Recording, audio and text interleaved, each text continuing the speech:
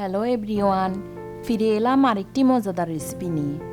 বেশিরভাগ মানুষ ইঁচড়ের তরকারি খেতে পছন্দ করে, কিন্তু সবচেয়ে মজাদার ইঁচড়ের তরকারি খেতে সবাই পছন্দ করে, যেটা কিনা খাসির মাংসের স্বাদকেও হার মানায়। বন্ধুরা, আজ সেরকমই একটি ইঁচড়ের তরকারি রান্না করে আপনাদের দেখাবো।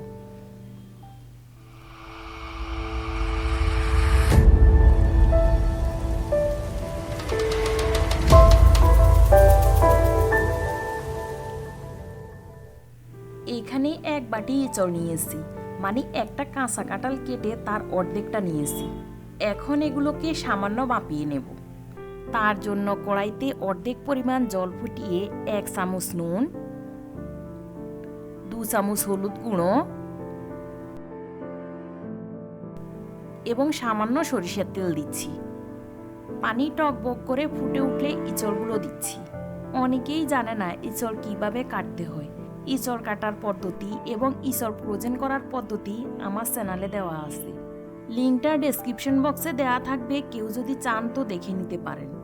এবার এগুলোকে মাত্র 2 মিনিটের জন্য ঢেকে দেব। এবার এগুলোকে একটা ছাঁকনিতে ঢেলে জল ঝরিয়ে নেব। প্রথমে চিংড়ি মাছ নুন হলুদ দিয়ে মাখিয়ে নেব। প্রথমে চিংড়ি মাছে নুন দিচ্ছি, হলুদ গুঁড়ো দিচ্ছি, নুন হলুদ মেখে তেলে ভেজে নেব। চিংড়ি মাছগুলো এপিট ওপিট করে ভেজে তুলে নিচ্ছি।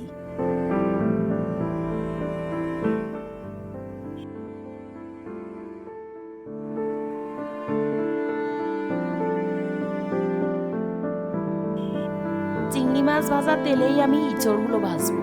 এখন লবণ অথবা হলুদ কোনোটাই দেব না, শুধু উল্টে পাল্টে কিছুক্ষণ ভেজে একটু বাদামি কালার করে নেব।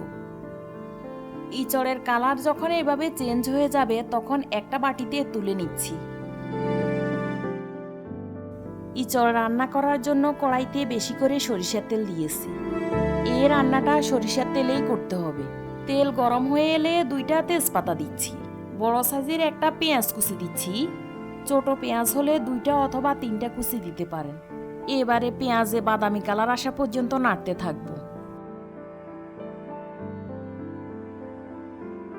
এখন দিচ্ছি 1.5 চামচ আদা বাটা, 1.5 চামচ রসুন বাটা। আদা আর রসুনটাকে ভালো করে কষিয়ে নেব। এগুলো কষানো হয়ে গেলে গুঁড়ো মশলা দেওয়ার আগে সামান্য জল দিলাম। এখন দিচ্ছি 1.5 চা চামচ হলুদ গুঁড়ো, 2 চামচ মরিচের গুঁড়ো, পরিমাণ মতো লবণ, 2 চামচ জিরে গুঁড়ো, বড় সাইজের একটা টমেটো টুকরো। এবার সব মশলাগুলোকে একাত্রে কষিয়ে নেব। মশলার গায়ে থেকে তেল তেল ছেড়ে আসা পর্যন্ত কষাতে থাকবো। মশলা কষানোর সময় বেশি আঁচ দিয়ে দ্রুত মশলা কষাবেন না, হালকা আঁচে একটু সময় নিয়ে কষাবেন, তবেই মশলাটা ভালোভাবে কষাতে পারবেন। মশলা প্রায় কষানো হয়ে এলে 8-10টা কাজু বাদাম বাটা দিচ্ছি। এবার এগুলোকেও কষিয়ে নিচ্ছি।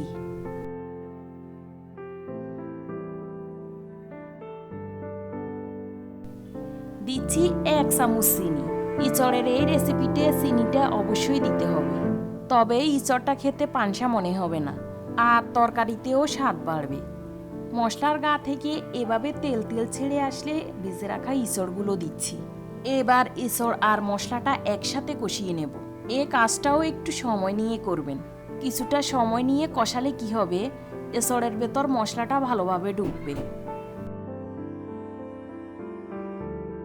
কষানো হয়ে গেলে ফুটনো গরম পানি দিচ্ছি।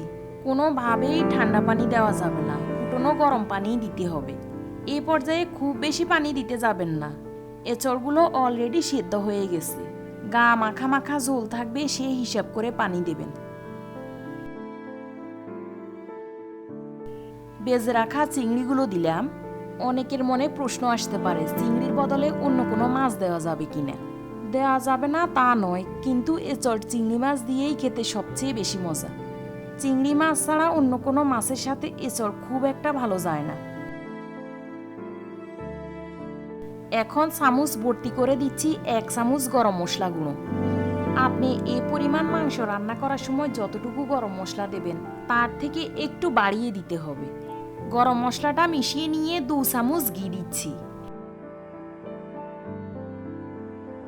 ঘিটা 2 চামচ 3 চামচ কিংবা তারও বেশি দিতে পারেন, কিন্তু এর থেকে কম দেবেন না। এবং ঘি আর গরম মশলাটা নামানোর আগে দেবেন। আপনি যদি মজাদার একটি ইঁচড়ের তরকারি খেতে চান, তবে আমি যেসব উপকরণ ব্যবহার করেছি, যেটা যেভাবে দিতে বলেছি হুবহু সেভাবেই রান্না করবেন। তাহলে আপনার এঁচড়টাও খেতে এরকম মজাদার হবে।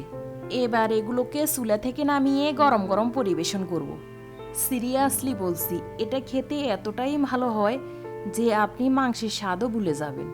আশা করি আজকের রেসিপিটি আপনাদের ভালো লেগেছে। সত্যিই যদি ভালো লেগে থাকে ভিডিওটি শেয়ার করবেন, লাইক করবেন আর চ্যানেলটি সাবস্ক্রাইব করতে ভুলবেন না। তাহলে আজকের মতো এখানেই বিদায় নিচ্ছি।